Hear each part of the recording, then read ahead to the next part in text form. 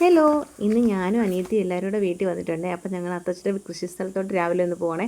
കഴിഞ്ഞ വേനൽ ടൈമിൽ, അതായത് 1.5 മാസം മുന്നേ ഫോണിൽ കിടന്നൊരു ഇതാണ്, എഡിറ്റ് ചെയ്യാൻ ഇപ്പോഴാണ് സമയം കിട്ടിയത്.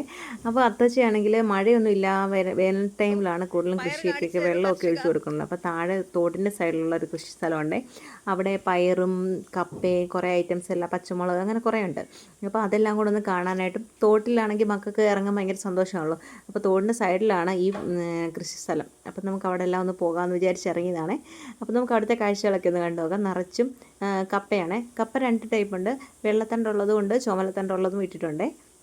ഇതിനപ്പുറം ഇപ്പുറമൊക്കെ സ്ഥലങ്ങളിൽ കൃഷി ചെയ്തിട്ടുണ്ട് അത്തച്ചയെ. അപ്പം കൂടുതലും വേനൽ ടൈമിൽ ഇങ്ങനെ വെള്ളം എടുക്കാൻ പറ്റിയ സ്ഥലത്തു നിന്ന് കൃഷി ചെയ്യുമ്പം കുറച്ച് എളുപ്പമാണല്ലോ അതിന് വെള്ളം ഒഴിച്ചു കൊടുക്കാനായിട്ട്. അങ്ങനെ ഞാനും ചിന്നും അത്തച്ചി അമ്മച്ചി അണ്ണച്ചിയും മക്കളും എല്ലാവരും കൂടാണ് ഇപ്പോൾ ഇവിടോട്ട് വന്നേക്കുന്നത്. അപ്പം ഞങ്ങൾ എല്ലാവരും കൂടെ ഒന്നിച്ച് വീട്ടിൽ വരുമ്പോൾ എപ്പോഴായാലും നല്ലൊരു ആഘോഷമാണ്. ഇന്നും അത്തച്ചി അമ്മച്ചി കൂടെ തന്നെയാണ് ഇവിടെ പറമ്പിൽ വന്ന് വെള്ളം ഒഴിച്ച് കൃഷിയെല്ലാം ചെയ്യുന്നതൊക്കെ. അപ്പോൾ ഞങ്ങൾ കൂട്ടത്തിൽ ഒന്ന് വന്നതേ ഉള്ളേ. അപ്പോൾ അമ്മച്ചി അവിടെ നിന്ന് വെള്ളം എടുത്ത് തോട്ടിൽ നിന്ന് കൊടുക്കും, അത്തച്ചിയാണെങ്കിൽ എടുത്ത് കൃഷിക്കൊക്കെ ഒഴുകി. അത്യാവശ്യം നന്നായിട്ട് തന്നെ കൃഷി കിട്ടുന്നുണ്ട്. അത്യാവശ്യം നന്നായിട്ട് നമ്മൾ നോക്കിയെങ്കിലേ വെള്ളമല്ലോ അത്രയും വിളവൊക്കെ കിട്ടത്തുള്ളൂ. അമ്മച്ചിയാണെങ്കിൽ വെള്ളം എടുത്ത് കൊടുക്കുന്നു, മക്കളൊക്കെ ആണെങ്കിൽ തോട്ടിൽ കുളിക്കുന്നു. നല്ല രസമാണ് കേട്ടോ. നമുക്ക് എല്ലാവരും കൂടെ ഒന്നിച്ച് വരുമ്പോഴത്തേക്കിനും രാവിലെ അത്യാവശ്യം പണിയൊക്കെ ഒതുക്കിയിട്ടാണ്. അപ്പോൾ ഇവിടുത്തെ ഇതെല്ലാം കഴിഞ്ഞ് വീട്ടിൽ ചെന്നാൽ അവിടെ കഴിക്കാൻ പറ്റുമല്ലോ. അപ്പോൾ അതിനുള്ള തയ്യാറെടുപ്പൊക്കെ വീട്ടിൽ സെറ്റാക്കി വെച്ചിട്ടാണ് നമ്മൾ ഇങ്ങോട്ട് വന്നേക്കുന്നത്.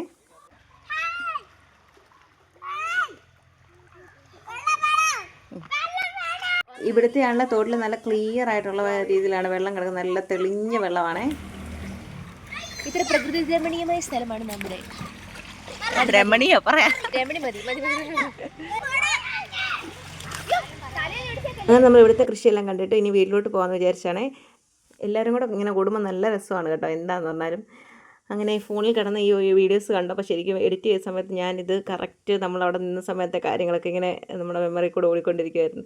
അപ്പോൾ നമ്മളിവിടെ കയറി വന്നപ്പോഴേക്കാണ് നമ്മുടെ ഗോൾഡൻ ബെറി, അതായത് എന്താ ഞൊട്ടാഞ്ഞൊടി ഞൊട്ടയ്ക്ക എന്നൊക്കെ പറയുന്ന സാധനം ഉണ്ടല്ലോ, അത് ഇങ്ങനെ പറിച്ച് വന്നിട്ട് അപ്പോൾ കഴിച്ച് നോക്കുമായിരുന്നു. കൊള്ളാം കേട്ടോ. ഞാൻ ജസ്റ്റ് ഇത് കഴിച്ച് നോക്കി.